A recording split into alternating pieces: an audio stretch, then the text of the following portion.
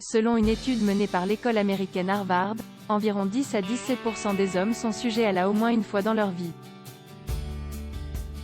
Malheureusement, ces messieurs ont bien du mal à en parler.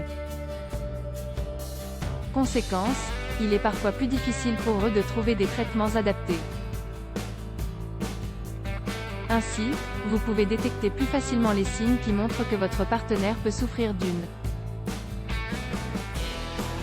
Déjà physiquement, en effet, les émotions retenues peuvent provoquer des douleurs physiques, comme des maux de tête, des douleurs dans le dos ou dans la poitrine.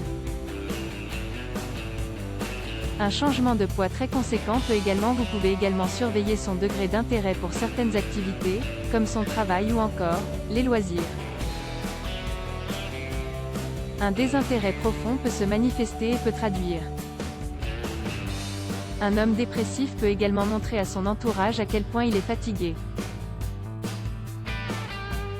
Un manque de concentration peut aussi être des signes d'un vrai malaise chez votre moitié.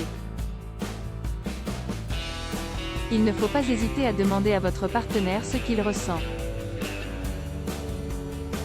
Si ce dernier évoque trop souvent des sujets noirs, comme la mort ou encore le suicide, il faut demander de l'aide à un spécialiste.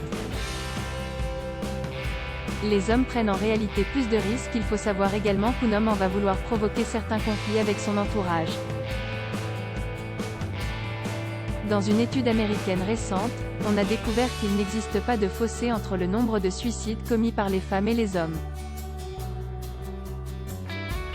Quand on se penche sur les données fournies par un institut de sondage, on découvre que les hommes prennent en réalité plus de risques, consomment plus de stupéfiants et ont un comportement plus agressif que les femmes, peut-on lire dans un article publié par Loading Widget.